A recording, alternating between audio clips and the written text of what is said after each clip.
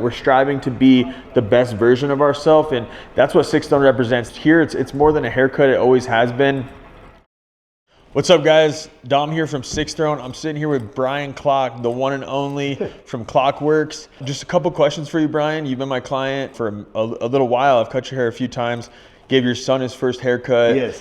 And you just happened to be outside. Your license plate, Mr. What was it says Mr. Werks. Mr. Werks. Yeah. So we knew it was the man himself, and he's been a loyal client ever since. You know, I just want to introduce you real quick and let our people know what you do. Well, more importantly, your people are the best people. Because literally I was outside and I was taking my family to Tally's right down the corner here for breakfast one morning. And it was early morning, and you know, your guy looked up from his chair and he looks at me and he waved, and I thought, well, it's cool. Right. And then I sat at breakfast. I thought, I wonder if he knows who I am. And I'm like, I'm guessing he's a motorcycle guy. Right.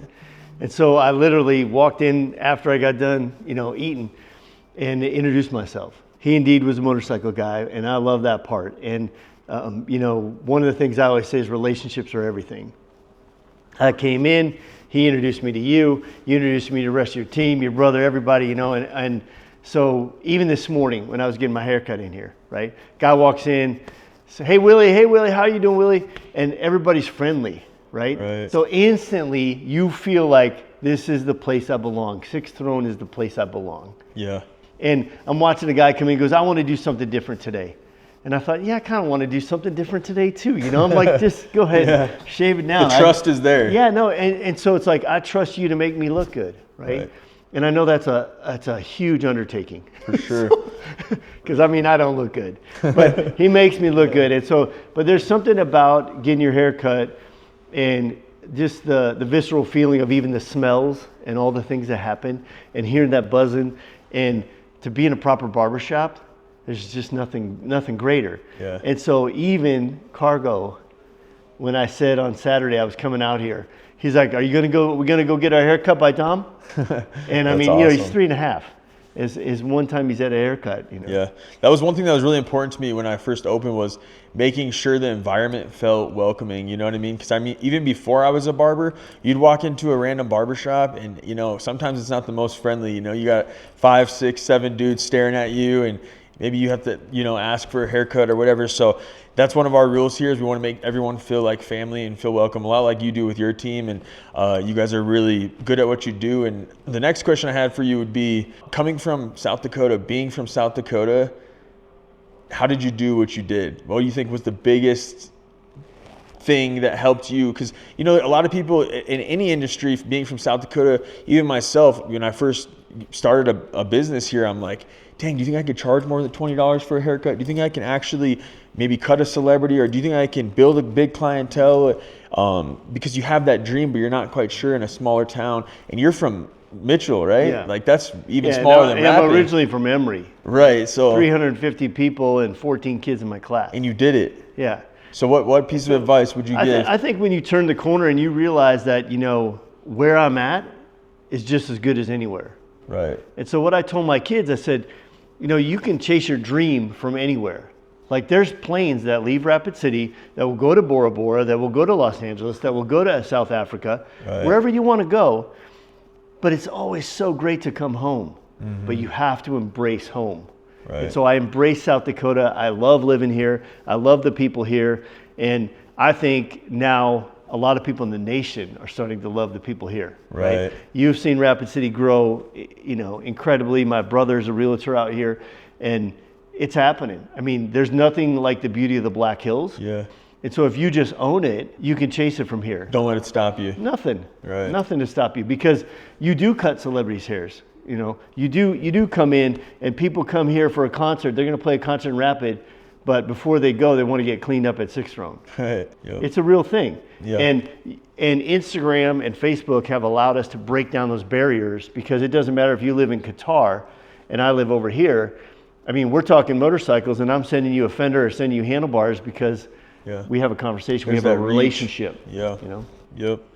With that being said, I think this third question What is your favorite motorcycle? What's maybe someone might not think. What's the if you could only have one motorcycle? You didn't have to say that one. I know you have a lot of motorcycles, but what is your favorite? I mean, I get asked this question a lot. It probably has to be the Cherry Bomb.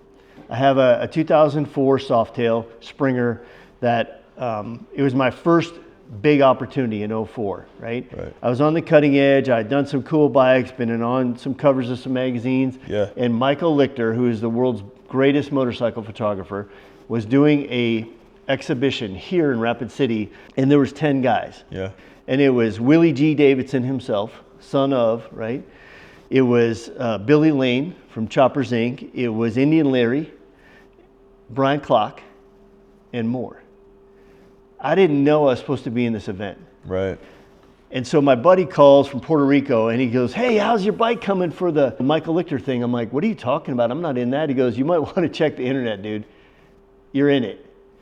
And I looked and there it was, Willie G, Billy Lane, Indian Larry, Brian Klock, and more. Had I been in the and more section, I would have bowed out. Right. I called Michael and he goes, "I thought Steve called you about that, Brian." I said, "No, we talked about it in your shop when I got my bike photographed." And he said, "What could you do, Brian, to a new twin cam Softail to make it look like an old bike?" I said, "Well, that's not really fair." I said, "Because these guys are going to bring in old knuckleheads and old panheads, and they're going to have the authentic piece. How am I going to do this, right?" And long story short, we had 10 days to build that motorcycle. I called Greg Wick, who owns Pennington Title here in town, and I said, "Greg, I need your motorcycle." And he said, I don't, that's not my style. I said, "That's not my thing. I wanted to build this other bike with that." I go, "I understand, but you have been a great friend to me and I need this motorcycle right now. I don't have time to go buy one. I need to cut up your bike." He agreed to do it. We talked back and forth about Probably the design. so scared. Yeah, I mean, I was scared. He was scared. We talked about the design elements. We got through the whole thing and the bike garnered all kinds of attention. I eventually got the attention of Cherry Bomb mufflers. I put a little Cherry Bomb muffler on it because my dad had those on his drag truck in 1969, 1970 when I was 4 or 5 years old. Remember that sticker being on the dash of that C10 pickup. And if mom will let you skip church, you could go drag racing with dad on Sunday, right? And so we did it and built the Cherry Bomb. Next thing you know, I get invited to SEMA, the biggest car truck show in the world, right? And I've got my Cherry Bomb on display. 2 years later, they decide Bomb's back. It's been 40 years of Cherry Bomb, and they're going to make this huge push, 2008, and or 2006 it was, and they're going to bring Cherry Bomb back. Well, I'm doing a Discovery Channel biker build-off. I don't have time to build a car. Right. And they said, "Yeah, but you talk about this big green Cadillac, and you want to build a Cherry Bomb Cadillac." And so I'm like, "Okay, I get it." They go, "Well, we'll pay for it." Wow. I'm like, how could I turn that down? So after we did the biker build-off, in 8 weeks, we built the Bomb Daddy Caddy. They signed it to a 2-year contract. It traveled all over the US and Canada, was featured in Hot Rod Magazine, and Dodge built a Charger to match it because the Dodge Charger came out that year. That's and crazy. So one decision to bow out or step in 2004 made all the difference. Right. And so that bike represents facing fear because that's the only thing that conquers people. Yeah.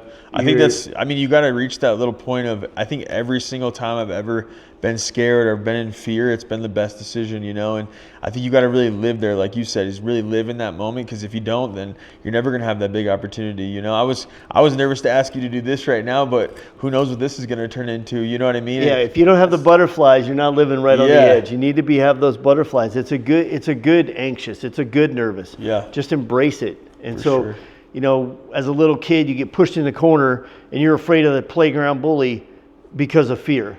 Yeah. And so you get taught that fear your whole life, and yet the key to having fear is just like this corner. Like, you push me in the corner and in 10 days I can build you an incredible motorcycle. Yeah. I can have the right team, I can do this, right? I can make the right choices. But there's only 2 choices. Yeah. A good choice and a bad choice. If I make the bad choice, it's over. If I make the good choice, I just 1 and 10x exponentially launched everything that I did by choosing to take that 10 days and build that motorcycle. I took this side instead of saying, I think I'm out. I'm in the and more section. I think the last thing I'd want to ask is, if you had one message for the world, what would it be? You know what it is. There's 3 words. It's relationships are everything. Relationships are everything. I appreciate you guys. Thanks for stopping by, Brian. Thank I really you so appreciate much. it, man. Thank you. Just finished up the interview with Brian Klock. It's an honor to have that guy in the shop. Always knowledge, always dropping gems on everybody in the shop. And just a quick reminder, you know, at 6Throne, what we represent and what we really try to push is to know that imperfection is what makes us human, first of all. And people who are striving to be better every day is that's what life's about. You know, we'll never be perfect. We'll never be the best. You'll strive to be the best version of yourself, but being perfect is so not in reach. So take it easy on yourself. Remember that, hey, we're all sixes striving to be better every day. Peace.